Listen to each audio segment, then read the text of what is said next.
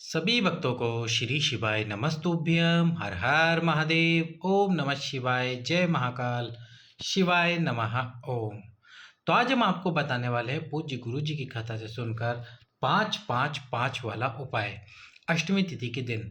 अब जैसे आज अष्टमी तिथि आज भी है, कल भी है। आज सप्तमी और अष्टमी एक तिथि है, कल अष्टमी और नवमी एक तिथि है। तो आपको क्या करना है, अष्टमी तिथि के दिन जब सुबह अष्टमी रहेगी तभी आपको ये उपाय करना है। उसके बाद में नवमी तिथि लग जाएगी तो आपको अष्टमी में ही उपाय करना है। जो भी आपकी कामना है उस कामना को ध्यान में रखते हुए, उस कामना को बोलते हुए आपको इस उपाय को करना है। 5-5-5 वाला ये उपाय। अब इसमें आपको 5-5-5 वस्तुएं लेनी है। कौन सी है ये 5-5-5 वस्तुएं? तो चलिए हम आपको बताते हैं। सबसे पहले आपको लेने हैं 5 सफ़ेद पुष्प।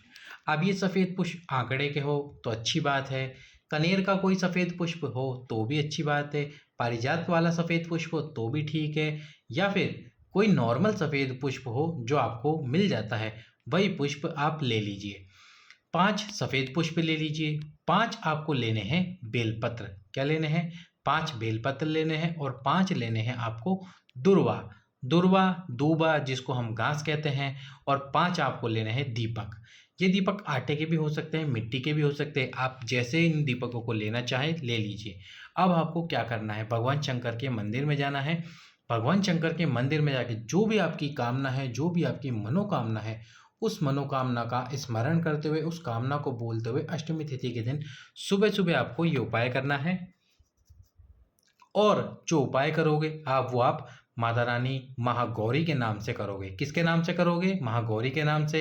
उपाय कैसे करना है आपको समझाते हैं हम, पर उससे पहले वीडियो को लाइक करके चैनल को सब्सक्राइब कर दीजिए, वीडियो को अधिक से अधिक लोगों के पास शेयर कर दीजिए और बेल आइकन को भी प्रेस कर दीजिए।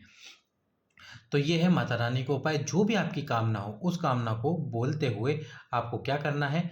सबसे पहले आपके पास में है 5 दीपक, उसके साथ है 5 बेलपत्र, उसके बाद है 5 सफ़ेद पुष्प और साथ में 5 दुर्वा जिसको दूबा कहते हैं। तो सबसे पहले आपको समर्पित करना है। और हाँ, सबसे पहले आपको एक कलश जल समर्पित करना है। एक कलश जल सबसे पहले समर्पित करना।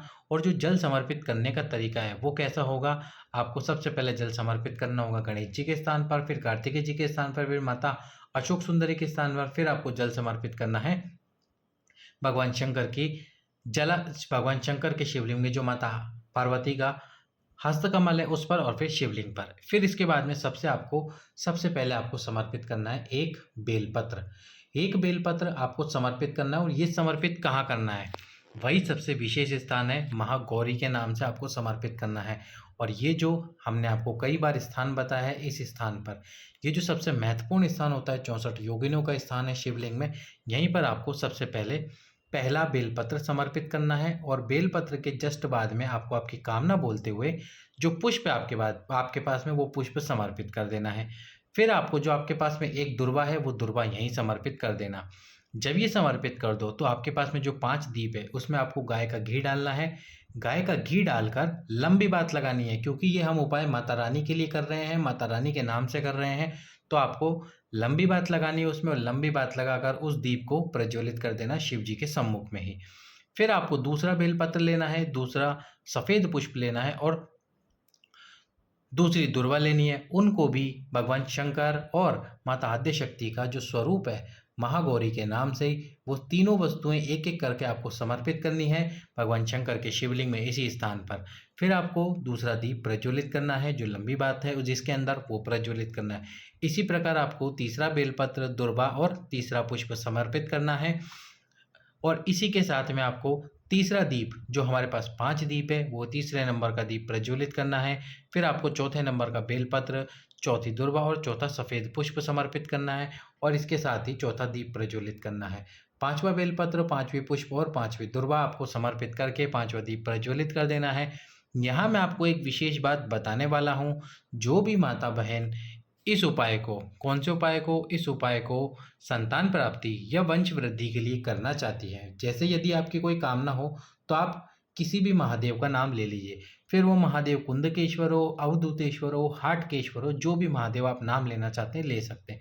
लेकिन जिन माताओं बहनों की विशेष इच्छा है वंश और संतान की, उनको जब बेलपत्र समर्पित करें तो बेलपत्र समर्पित करते समय नाम लेना है कौन से महादेव, जिनके बारे में आप सभी जानते हैं, तुमरुकेश्वर महादेव। तुमरुकेश्वर महादेव का नाम लेना है बेलपत्र, पुष्प और दुर्वा पे दीपक प्रज्वलित करते हुए। बेलपत्र, पुष्प, दुर्वा पे दीपक प्रज्वलित करते हुए इसी प्रकार आपको 5 बार, यानी कि 5 बार आपको दीपक जब प्रज्वलित करोगे तो तुमरुका जी का, तुमरुकेश्वर महादेव का नाम लोगे, बेलपत्र समर्पित करोगे तब लोगे, पुष्प समर्पित करोगे तब लोगे, दुर्वा समर्पित करोगे तब लोगे। जो बेलपत्र की डंडी है वो जलाधारी की तरफ रखना, और जो पुष्प है, जो पुष्प आप समर्पित करोगे, यही विशेष बात है, जो पुष्प आप समर्पित करोगे उस पुष्प की डंडी शिव जी की तरफ रखना, क्षमा करें, उस पुष्प की डंडी जलाधारी की तरफ रखना, और जो पुष्प वाला भाग है, यानी कि जो फूल के अंदर फूल वाला भाग है, उसको शिव जी की तरफ रखना, और ये जो डंडी है पुष्प की, ये जलाधारी की तरफ रखना। इस प्रकार से अष्टमी तिथि के दिन सुबह सुबह आपको ये उपाय कर लेना है 12 बजे से पहले पहले, नवमी तिथि लगने से पहले पहले। यदि आपने उपाय किया तो आने वाली अष्टमी तिथि से पहले आपकी वो समस्त कामनाएं पूर्ण हो जाएंगी, जिनको ध्यान रख के आप ये उपाय कर रहे हैं। सभी भक्तों को श्री शिवाय नमस्तुभ्यम। हर हर